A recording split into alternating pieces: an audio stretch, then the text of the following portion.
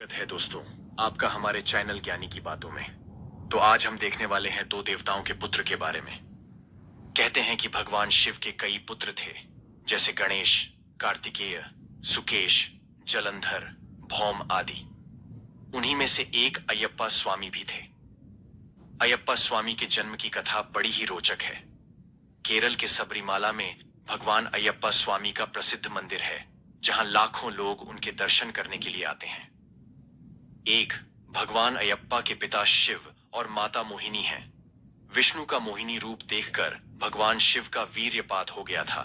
उनके वीर्य को पारद कहा गया और उनके वीर्य से ही बाद में सस्तव नामक पुत्र का जन्म का हुआ, जिन्हें दक्षिण भारत में अयप्पा कहा गया। शिव और विष्णु से उत्पन्न होने के कारण उनको हरिहर पुत्र कहा जाता है। धार्मिक कथा के मुताबिक समुद्र मंथन के दौरान भोलेनाथ भगवान विष्णु के मोहिनी रूप पर मोहित हो गए थे और इसी के प्रभाव से एक बच्चे का जन्म हुआ, जिसे उन्होंने पंपा नदी के तट पर छोड़ दिया। इस दौरान राजा राजशेखरा ने उन्हें 12 सालों तक पाला। बाद में अपनी माता के लिए शेरनी का दूध लाने जंगल गए अयप्पा ने राक्षसी महिषी का भी वध किया। अयप्पा स्वामी का चमत्कारिक मंदिर। भारतीय राज्य केरल में शबरीमलई में अयप्पा स्वामी का प्रसिद्ध मंदिर है, जहां विश्व भर से लोग शिव के इस पुत्र के मंदिर में दर्शन करने के लिए आते हैं। इस मंदिर के पास मकर संक्रांति की रात घने अंधेरे में रह रहकर यहाँ एक ज्योति दिखती है। इस ज्योति के दर्शन के लिए दुनिया भर से करोड़ों श्रद्धालु हर साल आते हैं। सबरीमाला का नाम शबरी के नाम पर पड़ रहा है। वही शबरी जिसने भगवान राम को झूठे फल खिलाए थे और राम ने उसे नवधा भक्ति का उपदेश दिया था।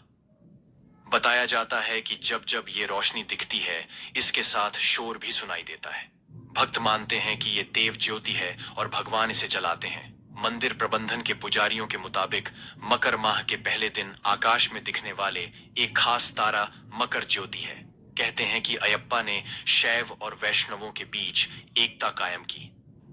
उन्होंने अपने लक्ष्य को पूरा किया था और सबरीमाल में उन्हें दिव्य ज्ञान की प्राप्ति हुई थी। यह मंदिर पश्चिमी घाटी में पहाड़ियों की श्रृंखला सह्याद्री के बीच में स्थित है। घने जंगलों, ऊंची पहाड़ियों और तरह तरह के जानवरों को पार करके यहाँ पहुंचना होता है, इसीलिए यहाँ अधिक दिनों तक कोई ठहरता नहीं है। यहाँ आने का एक खास मौसम और समय होता है। जो लोग यहाँ तीर्थ यात्रा के उद्देश्य से आते हैं, उन्हें 41 दिनों का कठिन व्रहदाम का पालन करना होता है। तीर्थ यात्रा में श्रद्धालुओं को ऑक्सीजन से लेकर प्रसाद के प्रीपेड कूपन तक उपलब्ध कराए जाते हैं। दरअसल मंदिर 914 मीटर की ऊंचाई पर है और केवल पैदल ही वहां पहुंचा जा सकता है, जो 90 किलोमीटर की यात्रा तय करके 3 दिन में सबरीमाला पहुंचती है। कहा जाता है इसी दिन यहां एक निराली घटना होती है। पहाड़ी की कांतामाला छोटी पर असाधारण चमक वाली ज्योति दिखलाई देती है। 15 नवंबर का मंडलम और 14 जनवरी की मकर विलक्कू ये सबरीमाला के प्रमुख उत्सव हैं।